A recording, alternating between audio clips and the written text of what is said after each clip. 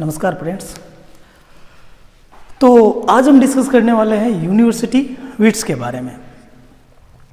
तो आज हम पूरा डिस्कस करेंगे कि यूनिवर्सिटी वीट्स क्या था, सबसे पहले किसने यूज किया था और यूनिवर्सिटी वीट्स क्यों कहा था और इनमें कौन कौन से प्लेराइट आते हैं। जब हम बात करते हैं यूनिवर्सिटी वीट्स की तो हमें जाना पड़ेगा 16th सेंचुरी की। ये टाइम है 16th सेंचुरी की और जो एज थी वो थी एलिजाबेथन एज। कौन सी एज थी? Elizabethan age. एलिजाबेथन एज में कुछ एक प्लेराइट्स, कुछ एक ड्रामेटिस्ट का एक ग्रुप था, ठीक है। एक्चुअली 7 ड्रामेटिस्ट का एक ग्रुप था जिनको यूनिवर्सिटी वीट्स कहा गया, ठीक है। अब हम सबसे पहले देखते हैं कि यूनिवर्सिटी वीट्स जो फ्रेज है इसको कॉइन आउट किसने किया था, किसने सबसे पहले इसके इस शब्द का, इन 2 शब्दों का यूज किया था। तो 18th सेंचुरी के एक जर्नलिस्ट थे, जिनका नाम था जॉर्ज सैंड्सबरी। ये जॉर्ज सैंड्सबरी जो थे वो जर्नलिस्ट थे और 18th सेंचुरी से बिलोंग करते थे। ये 19th सेंचुरी से ये बिलोंग करते थे। ये एक अच्छे जर्नलिस्ट थे, इनके कई अच्छे अच्छे वर्क्स भी है। तो ये एक जर्नलिस्ट थे जॉर्ज सैंड्सबरी, इन्होंने सबसे पहले यूज किया था यूनिवर्सिटी वीट्स। ये एक ड्रामेटिस्ट का ग्रुप था, ये एक प्लेराइट का ग्रुप था 16th सेंचुरी के ड्रामेटिस्ट और प्लेराइट का ग्रुप, जो कि 2 यूनिवर्सिटी, कैम्ब्रिज यूनिवर्सिटी और ऑक्सफोर्ड यूनिवर्सिटी से पास आउट थे। और John Lyly, George Peele, Robert Greene, Thomas Lodge, Thomas Nashe और क्रिस्टोफर मार्लो, ये तो थे ऑक्सफोर्ड और कैम्ब्रिज यूनिवर्सिटी से पास आउट। परंतु जो थॉमस काइट साहब थे, ये जो हमारे थॉमस काइट साहब थे, ये किसी भी यूनिवर्सिटी से पास आउट नहीं थे, किसी भी यूनिवर्सिटी से ये बिलोंग नहीं करते थे। परंतु इनके अच्छे वर्क्स को, और ये भी बहुत अच्छे प्लेराइट थे, इसलिए कहीं ना कहीं यूनिवर्सिटी वीट्स का हिस्सा इनको माना जाता है। बाकी जॉर्ज लिली साहब का नाम इंपॉर्टेंट आता है, जॉर्ज पिली साहब है, रॉबर्ट ग्रीन साहब है, थॉमस लॉ साहब है, थॉमस नेस साहब है, क्रिस्टोफर मार्लो साहब है और थॉमस काइट साहब इन दोनों यूनिवर्सिटीज में किसी भी यूनिवर्सिटी से पास आउट नहीं थे, फिर भी कहीं ना कहीं इनको यूनिवर्सिटी वीट्स का हिस्सा माना जाता है। अब इसमें सबसे इम्पोर्टेंट हमारे क्रिस्टोफर मार्लो साहब बनते हैं। क्रिस्टोफर मार्लो साहब, ऐसा कहा जाता है कि बहुत ही कम एज में इनकी डेथ हो गई थी, इन्होंने आत्महत्या कर ली थी। और कुछ किताबें, कुछ एक कहीं ना कहीं तो ये भी कहा जाता है कि क्रिस्टोफर मार्लो साहब भी थे, वो शेक्सपियर साहब थे। जब हम बात करते हैं जॉन लिली साहब की, तो जॉन लिली साहब के ये इंपॉर्टेंट वर्क थे। सबसे पहला यूफ्यूज एनाटॉमी ऑफ वीट्स। कई बार पूछा भी जाता है कि यूफ्यूज का जो दूसरा नाम क्या है, एनाटॉमी ऑफ वीट्स। और कुछ एक एग्जाम में ऐसा भी क्वेश्चन आया है कि यूफ्यूज किसने लिखी है, तो यूफ्यूज जॉन लिली ने लिखी है, ठीक है। Woman in Moon, Midas, Mother बॉम्बी, Galathea, एक मैन इन मून भी है। तो ये एक कुछ इंपॉर्टेंट वर्क्स है, Euphues, Woman in Moon, Midas, Mother Bombie और गैलेथिया। जॉन लिली साहब के बाद आ जाता है जॉर्ज बिली।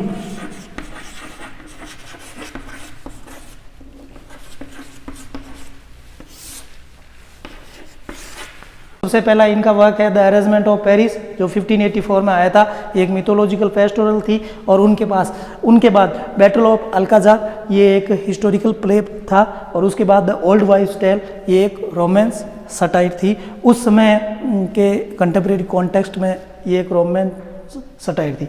तो जॉन लिली साहब के बाद जॉर्ज पिली, इनके ये 3 इंपॉर्टेंट वर्क है। और कई बार पूछा जाता है, ये लगभग ओल्ड वाइफ्स टेल और अरेंजमेंट ऑफ पेरिस के बारे में कई बार पूछा जाता है। जो प्लेराइट है उनका नाम है रॉबर्ट ग्रीन।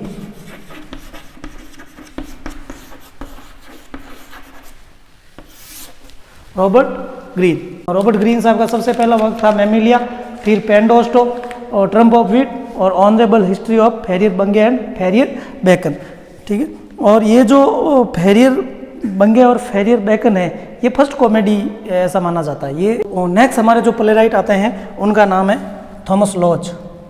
जो होते हैं उनका नाम है थॉमस लॉज साहब, जिनका इंपॉर्टेंट वर्क है रोजालिंड, जिसमें से शेक्सपियर साहब ने एक कैरेक्टर लिया है रोजालिंड नाम का, और सेकंड इनका इंपॉर्टेंट वर्क है वो है वाउंड ऑफ सिविल वॉर। तो रोजालिंड और वाउंड ऑफ सिविल वॉर। इस थॉमस नेस साहब के बारे में हम देख लेते हैं। इनका सबसे इंपॉर्टेंट वर्क है द अनफॉर्चुनेट ट्रेवलर, या इसका उपनाम भी है, ठीक है, सब नेम भी है इसका, लाइफ ऑफ जैक विल्टन और टेरर ऑफ नाइट्स और आइसल ऑफ डॉग। ये जो अनफॉर्चुनेट ट्रेवलर है, इसको ऐसा माना जाता है कि ये इंग्लिश लिटरेचर का फर्स्ट पिकरेस्क्यू नॉवल है।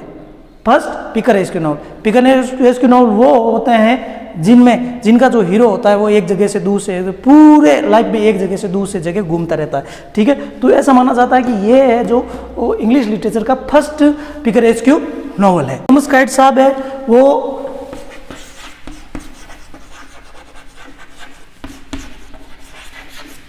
एक तो थॉमस काइट साहब है वो इन दोनों में से किसी भी यूनिवर्सिटी से पास आउट नहीं थे, पहली बात तो ये।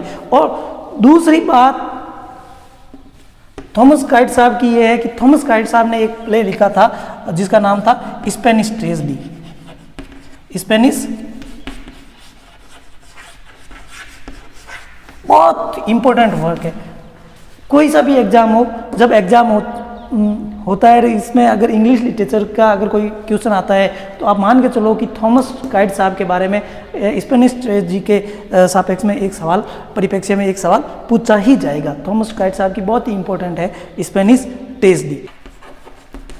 हिरोनिमो mad again,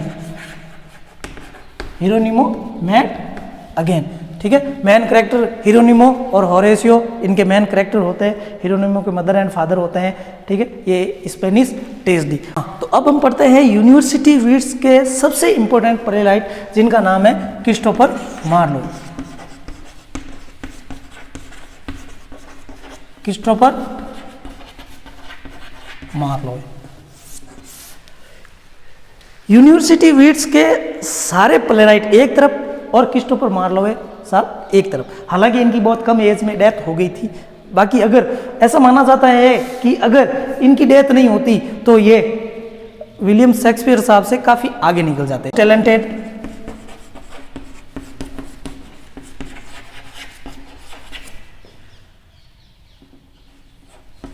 of university weeds. Mighty lines के लिए सबसे ज्यादा फेमस थे। माइटी लाइन्स के लिए ये सबसे ज्यादा फेमस थे। Doctor Faustus. अगर हम बात करें यूनिवर्सिटीज के कोर्स की तो अब मान के चलो कि किसी भी यूनिवर्सिटी से ना अगर किसी ने इंग्लिश लिटरेचर में बीए और एमए किया है, डॉक्टर फॉस्टस नहीं पढ़ा, ये तो हो ही नहीं सकता। आप 100% मान के चलो कि कोई भी यूनिवर्सिटी हो, अगर उसके बीए में नहीं होगा तो एमए के कोर्स में तो 100% होगा ही होगा डॉक्टर फॉस्टस। बहुत इंपॉर्टेंट वर्क है डॉक्टर फॉस्टस। इनका जो सबसे पहला डॉक्टर फॉस्टस, इसमें डॉक्टर फॉस्टस इनके मेन कैरेक्टर होते हैं, ठीक है। और इनको लाइफ दी जाती है जीने के लिए, ठीक है। और एक जो कहते हैं एविल एंजल दिया जाता है और जो इनकी सारी विशेष पूरी करता है, और लास्ट में इनको अपनी सोल है वो जो बैड एंजल होती है उनको हैंड ओवर करनी होती है। डॉक्टर फॉस्टस बहुत अच्छा वर्क है। The Massacre at Paris, Tamburlaine the Great. Tamburlaine the Great में टम्बरलैंड जो खुद होता है वो नेगेटिव में होता है। बहुत एक सेपर्ड होता है जो बाद में राजा बनता है और बहुत ज़्यादा निर्दयतापूर्ण सबके साथ व्यवहार करता है। Dido the Queen of Carthage. Edward Second है। एडवर्ड सेकंड बहुत इंपॉर्टेंट और बहुत बढ़िया एक वर्क है इनका, ठीक है। The Jew of Malta. और एक इनकी पोइम है हीरो एंड लिएंडर जो कि अनफिनिश्ड जी, जो बाद में जॉर्ज चैपमैन साहब ने इसको कंप्लीट किया। तो ये था आज हमारा जो टॉपिक